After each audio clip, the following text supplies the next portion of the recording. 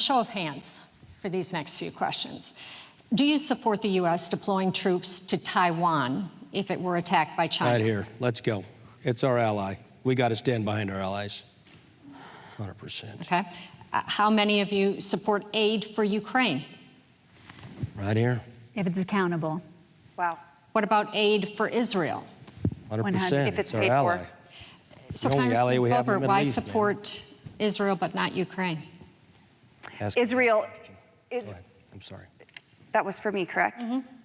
Israel is our #1 ally, and we have made commitments to them. Ukraine is not a NATO ally, and we have already sent them over nearly $200 billion of your tax dollars.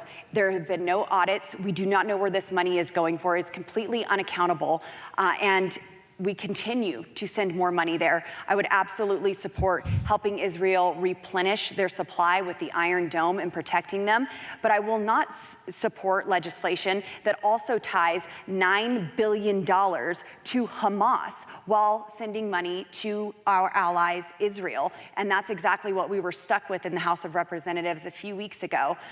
And also, this needs to be paid for. We talked a lot about pay-fors here on this stage tonight. And we cannot continue the deficit spending and borrow billions of dollars from China and have that debt be on our children and our children's children's backs. This is unjust and immoral, and it has to be stopped. Should there be any conditions to the aid, Ms. Flora? I'd like to address this definitely. First of all, when it comes to Ukraine, there needs to be accountability, and I'm always more of a proponent of equipment and armament, not cash dollars. However, I do have to address the Israel situation. My husband and I saw a private screening of the unedited Hamas body cam footage. Hardest thing I've ever watched, but I needed to watch it so we can understand that we're facing a battle between barbarism and civilization, and if we do not support our key ally, that fight will be coming here. However, I do have to bring up that Congresswoman Boebert voted not once, but twice against that aid. And the Republican Jewish Coalition called her by name and said that any Republican who did not vote for this last aid to Israel, which was the last opportunity to support our key ally, should not even call themselves pro-Israel. There was money in there for humanitarian aid, but everyone I've spoken to, from IDF captains to AIPAC, have said we cannot have the good be the opponent of the perfect or the perfect of the good. It was a good bill. Israel wanted it, and the RJC has said anyone who did not support it, like Lauren Boebert, is not pro-Israel. Thank you. Congresswoman Boebert, you have a 30-second rebuttal. So I spent days, long nights trying to get this legislation right. There was nearly $100 billion in foreign aid that was deficit spending, unpaid for. And I absolutely voted against sending $9 billion to Hamas.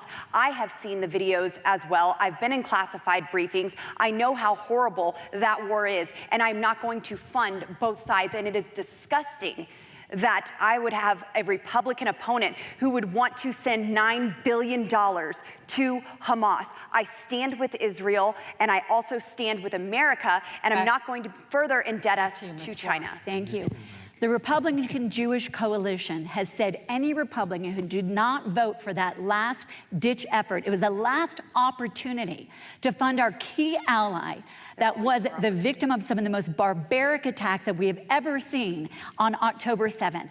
They asked for those funds. They are actually in Israel working with humanitarian aid. Do they believe it could have been better? 100%.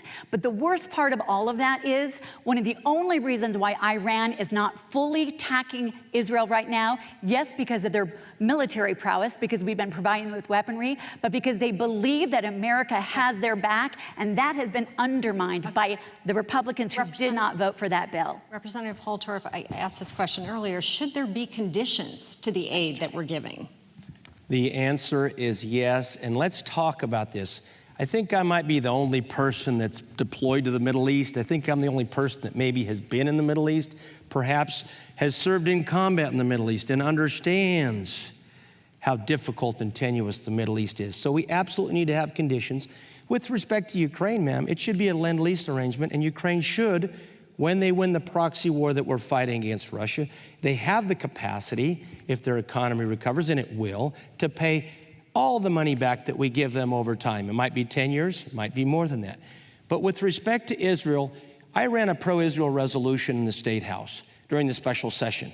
I also ran the pro-Israel resolution during the main session. And you know what? There wasn't a Democrat that would support that. Ron Weinberg and I were the two prime sponsors, and we couldn't get a Democrat on that bill. What's wrong with the Democrats? We had 5 Jewish Democrats, Colorado, in the State House that would not support Israel. So don't beat each other up here. We got Democrats that won't even do it. So let's knock the fighting off. The cat fight needs to stop, and we need to start talking about policy issues. Here we go.